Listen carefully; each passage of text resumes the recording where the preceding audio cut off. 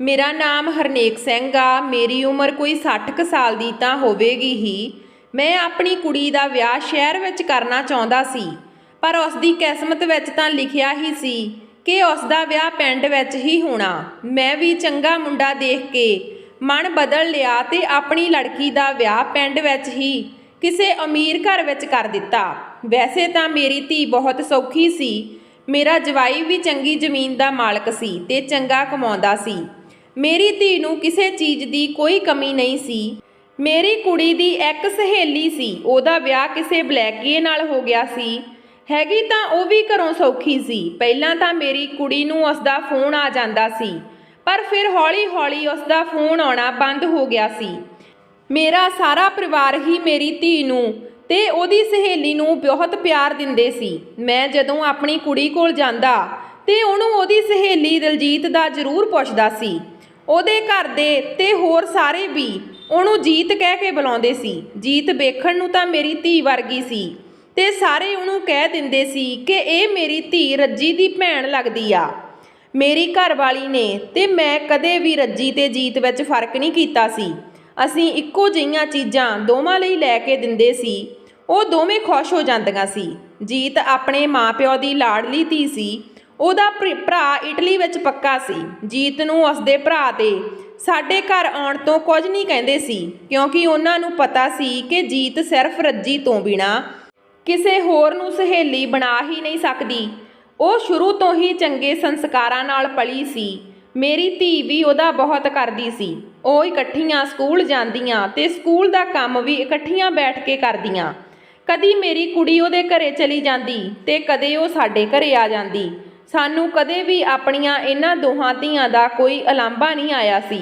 ਸਾਨੂੰ ਦੋਹਾਂ ਪਰਿਵਾਰਾਂ ਨੂੰ ਆਪਣੀਆਂ ਕੁੜੀਆਂ 'ਤੇ ਬਹੁਤ ਯਕੀਨ ਸੀ। ਪਿੰਡ ਵਿੱਚ +2 ਕਰਨ ਤੋਂ ਬਾਅਦ ਦੋਵੇਂ BA ਕਰਨ ਲੱਗ ਪਈਆਂ ਤੇ ਰੋਜ਼ ਸ਼ਹਿਰ ਕਾਲਜ ਪੜ੍ਹਨ ਜਾਂਦੀਆਂ। ਕੋਈ ਆਪਣਾ ਸਾਧਨ ਨਾ ਹੋਣ ਕਾਰਨ ਉਹ ਬੱਸ 'ਤੇ ਹੀ ਜਾਂਦੀਆਂ ਸੀ। ਸਾਡੇ ਕੋਲ ਤਾਂ ਇੱਕ ਮੋਟਰਸਾਈਕਲ ਹੀ ਸੀ। ਵੈਸੇ ਤਾਂ ਜੀਤ ਦੇ ਭਰਾ ਨੇ ਗੱਡੀ ਲੈ ਕੇ ਘਰ ਖੜੀ ਕੀਤੀ ਹੋਈ ਸੀ, ਪਰ ਉਹਨੂੰ ਕੋਈ ਚਲਾਉਣ ਵਾਲਾ ਨਹੀਂ ਸੀ। ਜੀਤ ਦੇ ਡੈਡੀ ਨੂੰ ਤਾਂ ਮੋਟਰਸਾਈਕਲ ਹੀ ਚਲਾਉਣਾ ਆਉਂਦਾ ਸੀ, ਇਸ ਲਈ ਉਹਨਾਂ ਦੇ ਘਰ ਗੱਡੀ ਨਵੀਂ ਹੀ ਖੜੀ ਸੀ। ਇੱਦਾਂ ਹੀ ਦਿਨ ਗੁਜ਼ਰਦੇ ਗਏ। ਫਿਰ ਇੱਕ ਦਿਨ ਮੇਰੀ ਭੈਣ ਸਾਡੇ ਘਰ ਆਈ। ਉਹਨੇ ਮੇਰੀ ਧੀ ਲਈ ਕੋਈ ਰਿਸ਼ਤਾ ਵੇਖਿਆ ਸੀ। ਉਹ ਰਿਸ਼ਤਾ ਮੇਰੇ ਘਰ ਵਾਲੀ ਨੂੰ ਪਸੰਦ ਨਾ ਆਇਆ ਤਾਂ ਉਹਨੇ ਸਾਫ਼ ਨਾ ਕਰ ਦਿੱਤੀ। ਮੇਰੇ ਘਰ ਵਾਲੀ ਕਹਿੰਦੀ ਕਿ ਅਸੀਂ ਆਪਣੀ ਧੀ ਦਾ ਵਿਆਹ ਅਜੇ ਨਹੀਂ ਕਰਨਾ, ਕਿਉਂਕਿ ਉਹਦੀ ਤਾਂ ਹਾਲੇ ਉਮਰ ਹੀ ਨਿਆਣੀ ਜਿਹੀ ਆ। ਮੇਰੀ ਧੀ ਵੀ ਅਜੇ ਵਿਆਹ ਤੋਂ ਨਾ ਜਿਹੀ ਕਰਦੀ ਪਈ ਸੀ, ਪਰ ਜਿਵੇਂ ਉਹਦੀ ਕਿਸਮਤ ਵਿੱਚ ਲਿਖਿਆ ਹੀ ਹੋਵੇ ਕਿ ਇਹਦਾ ਵਿਆਹ ਜਲਦੀ ਹੀ ਹੋ ਜਾਣਾ। ਸਾਡੇ ਨਾ ਕਰਨ 'ਤੇ ਵੀ ਮੇਰੀ ਮਾਸੀ ਦੀ ਕੁੜੀ ਨੇ ਕਿਤੇ ਹੋਰ ਵਧੀਆ ਰਿਸ਼ਤਾ ਦਿਖਾ ਦਿੱਤਾ। ਅਸੀਂ ਰਿਸ਼ਤਾ ਵੇਖਣ ਗਏ। ਮੁੰਡਾ ਸਾਨੂੰ ਪਸੰਦ ਆ ਗਿਆ ਤੇ ਅਸੀਂ ਫਟਾਫਟ ਸ਼ਗਨ ਪਾਉਣ ਵਾਲੀ ਗੱਲ ਕੀਤੀ, ਕਿਉਂਕਿ ਉਹ ਆਪਣੇ ਮਾਂ-ਪਿਓ ਦਾ ਇਕੱਲਾ ਹੀ ਮੁੰਡਾ ਸੀ। ਮੁੰਡਾ ਦੇਖਣ ਨੂੰ ਵੀ ਸੋਹਣਾ ਤੇ ਚੰਗੇ ਘਰਾਣੇ ਦਾ ਸੀ। ਮੇਰੀ ਧੀ ਵੀ ਬਹੁਤ ਸੋਹਣੀ ਸੀ ਤੇ ਉਹਨਾਂ ਨੇ ਵੀ ਝਟਪਟ ਹੀ ਰੱਜੀ ਨੂੰ ਪਸੰਦ ਕਰ ਲਿਆ। ਅਸੀਂ ਕਿਹਾ ਕਿ ਜਦੋਂ ਸਾਡੀ ਕੁੜੀ ਦੀ ਪੜ੍ਹਾਈ ਪੂਰੀ ਹੋ ਜਾਵੇਗੀ ਤਾਂ ਅਸੀਂ ਇਸ ਦਾ ਵਿਆਹ ਕਰ ਦੇਵਾਂਗੇ। ਮੁੰਡੇ ਵਾਲਿਆਂ ਨੇ ਕੋਈ ਗੱਲ ਨਹੀਂ ਕਹੀ ਤੇ ਸਾਡੀ ਗੱਲ ਮੰਨ ਲਈ। ਸਾਲ ਕੁ ਤੱਕ ਮੇਰੀ ਕੁੜੀ ਨੇ BA ਦੀ ਪੜ੍ਹਾਈ ਪੂਰੀ ਕਰ ਲਈ ਸੀ। ਅਸੀਂ ਵਿਆਹ ਦੀਆਂ ਤਿਆਰੀਆਂ ਕਰਨੀਆਂ ਸ਼ੁਰੂ ਕਰ ਦਿੱਤੀਆਂ। ਅਸੀਂ ਮਹੀਨੇ ਦੇ ਵਿੱਚ ਹੀ ਰੱਜੀ ਦਾ ਵਿਆਹ ਕਰ ਦਿੱਤਾ। ਜੀਤ ਬਹੁਤ ਰੋਈ, ਕਿਉਂਕਿ ਉਹ ਰੱਜੀ ਦੀ ਪੱਕੀ ਸਹੇਲੀ ਸੀ ਤੇ ਦੋਨਾਂ ਦਾ ਬਹੁਤ ਜ਼ਿਆਦਾ ਪਿਆਰ ਸੀ। ਜੀਤ ਇਕੱਲੀ ਰਹਿ ਗਈ, ਪਰ ਮੇਰੀ ਧੀ ਦਾ ਫੋਨ 'ਤੇ ਗੱਲਾਂ ਕਰਦੀ ਰਹਿੰਦੀ। ਜੀਤ ਵੀ ਘਰ ਹੀ ਰਹਿੰਦੀ ਸੀ। ਉਹਨਾਂ ਵੀ ਅੱਗੇ ਕੋਈ ਪੜ੍ਹਾਈ ਨਾ ਕੀਤੀ। ਇੱਕ ਦਿਨ ਮੈਂ ਜੀਤ ਕੇ ਘਰ ਮੂਹਰਿਓਂ ਦੀ ਲੰਘ ਰਿਹਾ ਸੀ ਤੇ ਉਹਨੇ ਮੈਨੂੰ ਦੇਖ ਕੇ ਆਪਣੇ ਘਰ ਬੁਲਾ ਲਿਆ। ਜੀਤ ਦੇ ਮੰਮੀ ਡੈਡੀ ਵੀ ਘਰ ਹੀ ਸੀ। ਜੀਤ ਧੱਕੇ ਨਾਲ ਹੀ ਚਾਹ ਬਣਾ ਕੇ ਲੈ ਆਈ। ਮੈਂ ਕਿਹਾ, ਦੱਸ ਕਮਲੀਏ, ਕੀ ਲੋੜ ਸੀ ਚਾਹ ਦੀ? ਚਾਹ ਪੀਂਦੇ ਪੀਂਦੇ ਹੀ ਜੀਤ ਦੀਆਂ ਗੱਲਾਂ ਕਰਨ ਲੱਗ ਪਏ। ਮੈਂ ਜੀਤ ਦੇ ਡੈਡੀ ਨੂੰ ਕਿਹਾ ਕਿ ਤੁਸੀਂ ਵੀ ਜੀਤ ਦਾ ਕਿਤੇ ਵਧੀਆ ਰਿਸ਼ਤਾ ਦੇਖ ਕੇ ਵਿਆਹ ਕਰ ਦਿਓ, ਨਹੀਂ ਤਾਂ ਮੈਂ ਕੋਈ ਚੰਗਾ ਰਿਸ਼ਤਾ ਕਰਾ ਦੇਵਾਂਗਾ। ਜੀਤ ਦੀ ਮੰਮੀ ਕਹਿੰਦੀ ਕਿ ਭਰਾ ਜੀ, ਵਿਆਹ ਤਾਂ ਕਰਨਾ ਹੈ, ਕੋਈ ਚੰਗਾ ਰਿਸ਼ਤਾ ਹੋਇਆ ਤਾਂ ਦੱਸਿਓ। ਮੈਂ ਤਾਂ ਹਾਲੇ ਕਿਸੇ ਨੂੰ ਰਿਸ਼ਤੇ ਦੀ ਦੱਸ ਵੀ ਨਹੀਂ ਪਾਈ ਸੀ ਤੇ ਜੀਤ ਦੇ ਡੈਡੀ ਦਾ ਫੋਨ ਆ ਗਿਆ ਕਿ ਭਾਈ ਸਾਹਿਬ, ਆਪਾਂ ਜੀਤ ਧੀ ਦੇ ਲਈ ਮੁੰਡੇ ਦੇਖਣ ਲਈ ਜਾਣਾ। ਮੈਂ ਝਟਪਟ ਹਾਂ ਕਰ ਦਿੱਤੀ ਤੇ 2 ਦਿਨਾਂ ਤੱਕ ਹੀ ਜੀਤ ਦੇ ਲਈ ਮੁੰਡਾ ਦੇਖਣ ਜਾਣਾ ਸੀ। ਅਸੀਂ ਮੁੰਡਾ ਦੇਖਣ ਗਏ ਤੇ ਜੀਤ ਨੂੰ ਵੀ ਨਾਲ ਲੈ ਗਏ। ਮੁੰਡਾ ਦੇਖਣ ਨੂੰ ਤਾਂ ਸੋਹਣਾ ਸੀ ਤੇ ਚੰਗਾ ਵੀ ਸੀ। ਘਰ ਬਹੁਤ ਖੁੱਲਾ ਡੁੱਲਾ ਦੇਖ ਕੇ ਮੈਂ ਜੀਤ ਦੇ ਡੈਡੀ ਨੂੰ ਕਿਹਾ ਕਿ ਰਿਸ਼ਤਾ ਕਰ ਲੈਂਦੇ। ਮੁੰਡਾ ਤਾਂ ਸਾਊ ਲੱਗਦਾ। ਜੀਤ ਇਸ ਰਿਸ਼ਤੇ ਲਈ ਸਾਫ਼ ਮਨਾ ਕਰ ਰਹੀ ਸੀ। ਸਾਰਿਆਂ ਦੇ ਸਮਝਾਉਣ ਤੇ ਜੀਤ ਵਿਆਹ ਲਈ ਮੰਨ ਗਈ। ਮੁੰਡੇ ਵਾਲਿਆਂ ਨੇ ਆਪ ਹੀ ਸਾਲ ਤੱਕ ਵਿਆਹ ਕਰਨ ਲਈ ਕਹਿ ਦਿੱਤਾ। ਜੀਤ ਦਾ ਭਰਾ ਨਹੀਂ ਆ ਸਕਦਾ ਸੀ। ਉਸਨੇ ਆਪਣੇ ਭੂਆ ਦੇ ਮੁੰਡੇ ਨੂੰ ਫੋਨ ਕਰ ਦਿੱਤਾ ਕਿ ਘਰ ਜਾ ਕੇ ਮੰਮੀ ਡੈਡੀ ਨਾਲ ਕੰਮ ਕਰਵਾ। ਤੇ ਜੀਤ ਬੜਾ ਹੀ ਰੋਂਦੀ ਕਿ ਮੇਰਾ ਇੱਕ ਹੀ ਭਰਾ ਸੀ, ਉਹ ਵੀ ਮੇਰੇ ਵਿਆਹ ਤੇ ਨਹੀਂ ਆਊਗਾ। ਜੀਤ ਦਾ ਭਰਾ ਵੀ ਫੋਨ ਕਰਦਾ ਤੇ ਰੋਣ ਲੱਗ ਜਾਂਦਾ ਕਿਉਂਕਿ ਉਹ ਪ੍ਰਦੇਸ਼ ਵਿੱਚ ਸੀ ਤੇ ਉਹਦੇ ਲਈ ਇੰਡੀਆ ਆਉਣਾ ਇੰਨਾ ਸੌਖਾ ਨਹੀਂ ਸੀ। ਜੀਤ ਦੇ ਵਿਆਹ ਵਿੱਚ 6 ਮਹੀਨੇ ਰਹਿ ਗਏ ਸੀ ਤੇ ਉਹਦੀ ਭੂਆ ਦਾ ਮੁੰਡਾ ਕੰਮ ਧੰਦਾ ਕਰਵਾਉਣ ਲਈ ਆ ਗਿਆ ਸੀ। ਜੀਤ ਵੀ ਆਪਣੇ ਭੂਆ ਦੇ ਮੁੰਡੇ ਨੂੰ ਆਪਣੇ ਭਰਾ ਵਾਂਗੂ ਹੀ ਮਜ਼ਾਕ ਕਰ ਲੈਂਦੀ ਸੀ। ਕੁਝ ਕੁ ਮਹੀਨਿਆਂ ਬਾਅਦ ਜੀਤ ਦਾ ਵਿਆਹ ਹੋ ਗਿਆ। ਉਹ ਹੁਣ ਆਪਣੇ ਘਰ ਜਾ ਚੁੱਕੀ ਸੀ। ਜੀਤ ਦਾ ਘਰ ਵਾਲਾ ਕੁਝ ਦਿਨਾਂ ਵਿੱਚ ਆਪਣੇ ਰੰਗ ਦਿਖਾਉਣ ਲੱਗ ਪਿਆ। ਜੀਤ ਦਾ ਪਤੀ ਕਾਫੀ ਜ਼ਿਆਦਾ ਨਸ਼ੇ ਕਰਦਾ ਸੀ। ਜੀਤ ਨੇ ਇਹ ਗੱਲ ਆਪਣੇ ਘਰਦਿਆਂ ਨੂੰ ਦੱਸੀ ਤਾਂ ਉਹਨਾਂ ਨੇ ਜ਼ਿਆਦਾ ਧਿਆਨ ਨਾ ਦਿੱਤਾ ਕਿ ਚੱਲ ਸੁਧਰ ਜਾਊਗਾ। ਪਰ ਜੀਤ ਦਾ ਘਰ ਵਾਲਾ ਤਾਂ 1 ਨੰਬਰ ਦਾ ਬਲੈਕੀਆ ਸੀ। ਉਹਨੇ ਤਾਂ ਆਪਣਾ ਘਰ-ਬਾਰ ਸਾਰਾ ਕੁਝ ਬਲੈਕ ਕਰਕੇ ਬਣਾਇਆ ਸੀ। ਪਰ ਉਹਦੇ ਕੋਲ ਪੈਸੇ ਧੇਲੇ ਦੀ ਕੋਈ ਕਮੀ ਨਹੀਂ ਸੀ। ਸਾਲ ਕੁ ਬਾਅਦ ਜੀਤ ਨੇ 2 ਜੁੜਵਾ ਬੱਚਿਆਂ ਨੂੰ ਜਨਮ ਦਿੱਤਾ। ਉਹ ਦੋਵੇਂ ਮੁੰਡੇ ਹੀ ਸੀ। ਸਾਰਿਆਂ ਨੂੰ ਇਸ ਗੱਲ ਦੀ ਬਹੁਤ ਖੁਸ਼ੀ ਸੀ। ਫਿਰ ਹੌਲੀ-ਹੌਲੀ ਦਿਨ ਲੰਘਦੇ ਗਏ ਤੇ ਜੀਤ ਦੀ ਭੂਆ ਦਾ ਮੁੰਡਾ ਉਹਨਾਂ ਦੇ ਘਰ ਬਹੁਤ ਆਉਣ ਜਾਣ ਲੱਗ ਪਿਆ। ਸਾਰਿਆਂ ਨੂੰ ਪਤਾ ਹੀ ਸੀ ਕਿ ਜੀਤ ਦਾ ਆਪਣਾ ਭਰਾ ਤਾਂ ਇਟਲੀ ਵਿੱਚ ਆ। ਜਦੋਂ ਜੀਤ ਨੂੰ ਸਹੁਰੇ ਘਰੋਂ ਪੇਕੇ ਜਾਣਾ ਹੁੰਦਾ ਤਾਂ ਜੀਤ ਦੀ ਭੂਆ ਦਾ ਮੁੰਡਾ ਹੀ ਉਸ ਨੂੰ ਗੱਡੀ ਵਿੱਚ ਲੈਣ ਆਉਂਦਾ ਸੀ। ਜੀਤ ਦਾ ਮਨ ਆਪਣੇ ਪਤੀ ਤੋਂ ਅੱਕ ਗਿਆ ਸੀ। ਉਹ ਜ਼ਿਆਦਾਤਰ ਆਪਣੇ ਭੂਆ ਦੇ ਮੁੰਡੇ ਨਾਲ ਹੀ ਰਹਿੰਦੀ ਸੀ। ਕਿੰਨੇ ਦਿਨ ਹੀ ਜੀਤ ਉਹਨੂੰ ਆਪਣੇ ਘਰ ਰੱਖ ਲੈਂਦੀ ਸੀ। ਜੀਤ ਦਾ ਆਪਣਾ ਘਰ ਵਾਲਾ ਬਲੈਕ ਕਰਨ ਵਿੱਚ ਬਿਜੀ ਰਹਿੰਦਾ।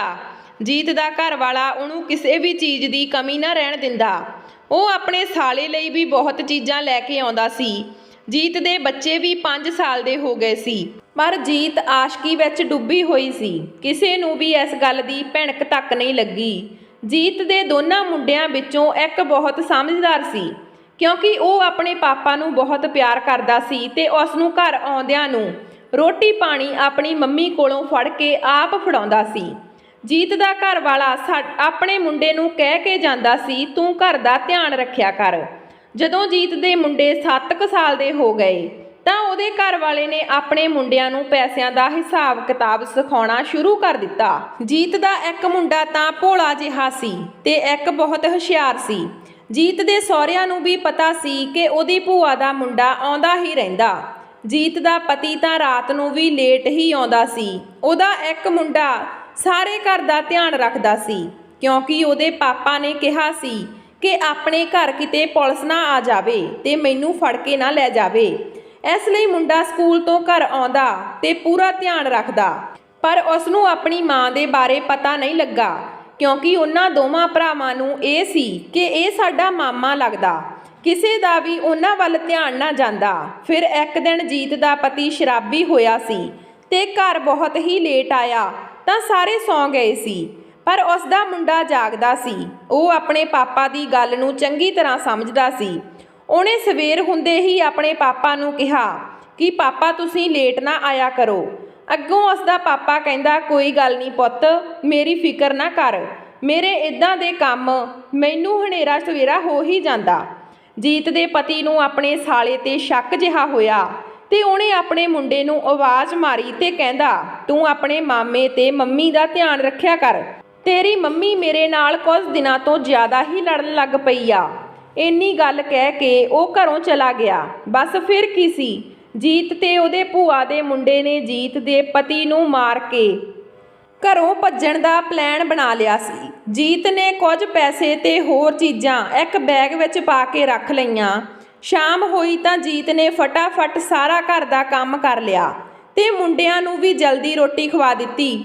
ਜੀਤ ਦੀ ਸੱਸ ਆਪਣੇ ਸਾਹਮਣੇ ਬੈਠੀ ਸਾਰਾ ਕੁਝ ਦੇਖ ਰਹੀ ਸੀ ਕਿ ਅੱਜ ਇਹਨੇ ਮੁੰਡਿਆਂ ਨੂੰ ਟਾਈਮ ਨਾਲ ਰੋਟੀ ਕਿੱਦਾਂ ਖਵਾ ਦਿੱਤੀ। ਮੁੰਡੇ ਤਾਂ ਦਾਦਾ ਦਾਦੀ ਕੋਲ ਹਨੇਰੇ ਤੱਕ ਬੈਠੇ ਰਹਿੰਦੇ ਸੀ। ਪਰ ਅੱਜ ਉਹਨੇ ਟਾਈਮ ਨਾਲ ਹੀ ਉਹਨਾਂ ਨੂੰ ਸੌਣ ਲਈ ਕਹਿ ਦਿੱਤਾ। ਜੀਤ ਦਾ ਇੱਕ ਮੁੰਡਾ ਤਾਂ ਪੂਰੀ ਨੀਂਦ ਵਿੱਚ ਸੌਂ ਰਿਹਾ ਸੀ, ਪਰ ਦੂਜੇ ਮੁੰਡੇ ਨੂੰ ਤਾਂ ਆਪਣੇ ਪਾਪਾ ਦੀ ਫਿਕਰ ਹੋ ਰਹੀ ਸੀ ਤੇ ਅੱਖਾਂ ਬੰਦ ਕਰਕੇ ਆਪਣੇ ਮੰਮੀ ਤੋਂ ਡਰਦਾ ਸੌਣ ਦੀ ਐਕਟਿੰਗ ਕਰ ਰਿਹਾ ਸੀ। ਉਹਨੂੰ ਆਪਣੇ ਪਾਪਾ ਦੀ ਫਿਕਰ ਵਿੱਚ ਨੀਂਦ ਹੀ ਨਹੀਂ ਆਉਂਦੀ ਸੀ। ਰਾਤ ਦੇ 12:30 ਵਜੇ ਉਹਦਾ ਪਾਪਾ ਸ਼ਰਾਬ ਨਾਲ ਰੱਜਿਆ ਹੋਇਆ ਘਰ ਆਇਆ ਤਾਂ ਉਸਨੇ ਤਾਂ ਮੋਟਰਸਾਈਕਲ ਤੋਂ ਵੀ ਉੱਤਰ ਨਹੀਂ ਹੋ ਰਿਹਾ ਸੀ। ਉਹ ਡਿੱਗਦਾ ਡਿੱਗਦਾ ਬਿਸਤਰੇ 'ਤੇ ਲੰਮਾ ਪੈ ਗਿਆ। ਜੀਤ ਦੇ 2 ਹੀ ਕਮਰੇ ਸੀ। ਇੱਕ ਕਮਰੇ ਵਿੱਚ ਜੀਤ ਤੇ ਆਪਣੇ ਮੁੰਡਿਆਂ ਨੂੰ ਸੌਣ ਲਈ ਕਹਿ ਦਿੱਤਾ ਤੇ ਦੂਜੇ ਕਮਰੇ ਵਿੱਚ ਉਸਦੀ ਭੂਆ ਦਾ ਮੁੰਡਾ ਤੇ ਉਸਦਾ ਪਤੀ ਸੀ। ਬਸ ਪਲਾਨ ਮੁਤਾਬਕ ਉਸਨੇ ਭੂਆ ਦੇ ਮੁੰਡੇ ਨਾਲ ਰਲ ਕੇ ਆਪਣੇ ਪਤੀ ਦਾ ਗਲ ਹੀ ਵੱਢ ਦਿੱਤਾ। ਇਹ ਸਭ ਕੁਝ ਉਸਦੇ ਮੁੰਡੇ ਨੇ ਖਿੜਕੀ ਵਿੱਚੋਂ ਦੇਖ ਲਿਆ ਸੀ। ਹੈ ਤਾਂ ਉਹ ਬੱਚਾ ਹੀ ਸੀ, ਪਰ ਉਹ ਡਰ ਗਿਆ। ਫਿਰ ਆਪਣੇ ਕਮਰੇ ਵਿੱਚ ਜਾ ਕੇ ਲੰਮਾ ਪੈ ਗਿਆ। ਜੀਤ ਤੇ ਉਹਦੇ ਭੂਆ ਦੇ ਮੁੰਡੇ ਨੇ ਲਾਸ਼ ਨੂੰ ਚਾਦਰ ਵਿੱਚ ਪਾ ਕੇ ਕਿਤੇ ਦੂਰ ਸਿੱਟ ਆਏ, ਜਿੱਥੇ ਜੀਤ ਅਤੇ ਉਸਦੀ ਭੂਆ ਦਾ ਮੁੰਡਾ ਉਸਦੇ ਘਰ ਵਾਲੇ ਨੂੰ ਸੁੱਟਣ ਗਏ ਸੀ। ਉੱਥੇ ਹੀ ਕੋਈ ਚੋਰ ਭੰਗ ਮਲਦੇ ਰਹਿ ਪਏ ਸੀ। ਉਹਨਾਂ ਨੇ ਜੀਤ ਹੁਣਾਂ ਨੂੰ ਦੇਖ ਲਿਆ ਤੇ ਜੀਤ ਤੇ ਉਹਦੀ ਭੂਆ ਦਾ ਮੁੰਡਾ ਉੱਥੋਂ ਭੱਜ ਆਏ। ਫਿਰ ਉਹਨਾਂ ਚੋਰਾਂ ਨੇ ਜੀਤ ਦੇ ਪਤੀ ਦੀ ਲਾਸ਼ ਨੂੰ ਚੁੱਕ ਕੇ ਘਰੇ ਲਿਆਂਦਾ ਤੇ ਉਹਨਾਂ ਨੇ ਘਰੇ ਆ ਕੇ ਦੱਸਿਆ ਕਿ ਇਹ ਤੁਹਾਡੀ ਨੂੰਹ ਅਤੇ ਉਸਦੇ ਭੂਆ ਦੇ ਮੁੰਡੇ ਦੀ ਕਰਤੂਤ ਆ। ਇਹ ਦੇਖ ਕੇ ਜੀਤ ਦੀ ਸੱਸ ਦੇ ਹੋਸ਼ ਉੱਡ ਗਏ। ਆਸੇ-ਪਾਸੇ ਦੇ ਸਾਰੇ ਲੋਕ ਇਕੱਠੇ ਹੋ ਗਏ ਤੇ ਫਿਰ ਪਿੰਡ ਦੇ ਸਰਪੰਚ ਨੇ ਪੁਲਿਸ ਨੂੰ ਦੱਸਿਆ। ਜੀਤ ਅਤੇ ਉਸਦੀ ਭੂਆ ਦੇ ਮੁੰਡੇ ਨੂੰ ਫੜਨ ਵਿੱਚ ਦੇਰ ਨਾ ਲੱਗੀ। ਅਸੀਂ ਸਾਰੇ ਵੀ ਹੈਰਾਨ ਸੀ ਕਿ ਜੀਤ ਤਾਂ ਇੰਨੀ ਚੰਗੀ ਸੀ, ਉਹ ਕਿੱਦਾਂ ਕਤਲ ਕਰ ਸਕਦੀ ਸੀ। ਉਹ ਚੰਗੇ ਪਰਿਵਾਰ ਦੀ ਧੀ ਸੀ, ਫਿਰ ਇਦਾਂ ਕਿਵੇਂ ਹੋ ਸਕਦਾ। ਜੀਤ ਤੇ ਉਸਦੀ ਭੂਆ ਦੇ ਮੁੰਡੇ ਨੂੰ ਉਮਰ ਕੈਦ ਦੀ ਸਜ਼ਾ ਹੋਈ। ਜੀਤ ਨੇ ਤਾਂ ਆਪਣੇ ਮੁੰਡਿਆਂ ਬਾਰੇ ਵੀ ਕੁਝ ਨਾ ਸੋਚਿਆ। ਉਹਨਾਂ ਨੂੰ ਦਾਦਾ ਦਾਦੀ ਨੇ ਤਾਂ ਗਲ ਨਾਲ ਲਾ ਲਿਆ, ਪਰ ਉਹਨਾਂ ਨੂੰ ਸਾਰੀ ਉਮਰ ਪਿਓ ਤਾਂ ਨਹੀਂ ਮਿਲਣਾ ਸੀ। ਕਦੇ ਕਦੇ ਜੀਤ ਦਾ ਮੁੰਡਾ ਮਿਲਦਾ ਤੇ ਕਹਿੰਦਾ ਕਿ ਮੈਂ ਵੀ ਆਪਣੀ ਮੰਮੀ ਨੂੰ ਉਸੇ ਤਰ੍ਹਾਂ ਹੀ ਮਾਰਨਾ ਜਿੱਦਾਂ ਉਹਨੇ ਮੇਰੇ ਪਾਪਾ ਨੂੰ ਮਾਰਿਆ। ਮੇਰੀਆਂ ਅੱਖਾਂ ਅੱਗੇ ਅੱਜ ਵੀ ਉਹ ਕਿਰਪਾਨ ਆਉਂਦੀ ਆ ਜਿਹਦੇ ਨਾਲ ਉਸ ਡਾਇਨ ਨੇ ਮੇਰੇ ਪਾਪਾ ਦਾ ਗਲਾ ਵੱਢ ਦਿੱਤਾ ਸੀ। ਜੀਤ ਨੂੰ ਤਾਂ ਉਸਦੇ ਮਾਪਿਓ ਨੇ ਵੀ ਜ਼ਮਾਨਤ ਤੇ ਘਰ ਲਿਆਉਣਾ ਚੰਗਾ ਨਾ ਸਮਝਿਆ। ਜੀਤ ਤਾਂ ਚੰਦਰੀ ਵਿਆਹੀ ਵੀ ਸਾਡੇ ਪਿੰਡ ਤੋਂ 5 ਕਿਲੋਮੀਟਰ ਦੂਰੀ ਤੇ ਪਿੰਡ ਸੀ। ਉਹਦੇ ਮੁੰਡੇ ਹੁਣ ਜਵਾਨ ਹੋ ਗਏ ਤੇ ਉਹਨਾਂ ਦੇ ਦਾਦਾ ਦਾਦੀ ਵੀ ਕਾਫੀ ਉਮਰ ਦੇ ਹੋ ਗਏ। ਉਹਨਾਂ ਨੂੰ ਵੀ ਜੀਤ ਦੇ ਮੁੰਡੇ ਹੀ ਸੰਭਾਲਦੇ ਆ। ਇੱਕ ਚੰਗੇ ਘਰ ਦੀ ਕੁੜੀ ਹੋ ਕੇ ਵੀ ਜੀਤ ਨੇ ਇਹ ਕਦਮ ਇਸ ਲਈ ਚੁੱਕਿਆ ਕਿਉਂਕਿ ਉਸਦਾ ਘਰ ਵਾਲਾ ਉਸ ਨੂੰ ਆਪਣੇ ਕੋਲ ਬੈਠਣ ਲਈ ਟਾਈਮ ਹੀ ਨਹੀਂ ਦਿੰਦਾ ਸੀ ਤੇ ਨਾ ਹੀ ਉਹਦੇ ਨਾਲ ਕੋਈ ਦੁੱਖ ਸੁੱਖ ਦੀ ਗੱਲ ਕਰਦਾ ਸੀ। ਬਸ ਜੀਤ ਨੂੰ ਪੈਸੇ ਅਤੇ ਸਾਰੀਆਂ ਚੀਜ਼ਾਂ ਲਿਆ ਕੇ ਦੇ ਦਿੰਦਾ ਸੀ। ਜ਼ਿੰਦਗੀ ਵਿੱਚ ਪੈਸਾ ਹੀ ਸਭ ਕੁਝ ਨਹੀਂ ਹੁੰਦਾ। ਔਰਤ ਨੂੰ ਆਪਣੇ ਪਤੀ ਦੇ ਸਾਥ ਦੀ ਤੇ ਪਿਆਰ ਦੀ ਲੋੜ ਹੁੰਦੀ ਆ, ਪਰ ਇਸ ਵਿੱਚ ਜੀਤ ਨੇ ਉਸ ਨੂੰ ਮਾਰ ਕੇ ਬਹੁਤ ਗਲਤ ਕੀਤਾ। ਦੋਸਤੋ, ਉਮੀਦ ਕਰਦੀ ਹਾਂ ਕਹਾਣੀ ਪਸੰਦ ਆਈ ਹੋਵੇਗੀ। ਵੀਡੀਓ ਨੂੰ ਲਾਈਕ ਤੇ ਚੈਨਲ ਤੇ ਨਵੇਂ ਹੋ ਤਾਂ ਚੈਨਲ ਨੂੰ ਸਬਸਕ੍ਰਾਈਬ ਕਰਿਓ ਅਤੇ ਹਾਂ, ਨੋਟੀਫਿਕੇਸ਼ਨ ਬੈਲ ਨੂੰ ਜ਼ਰੂਰ ਦਬਾਇਓ ਤਾਂ ਕਿ ਅਗਲੀ ਅਪਡੇਟ ਸਭ ਤੋਂ ਪਹਿਲਾਂ ਤੁਹਾਨੂੰ ਮਿਲੇ।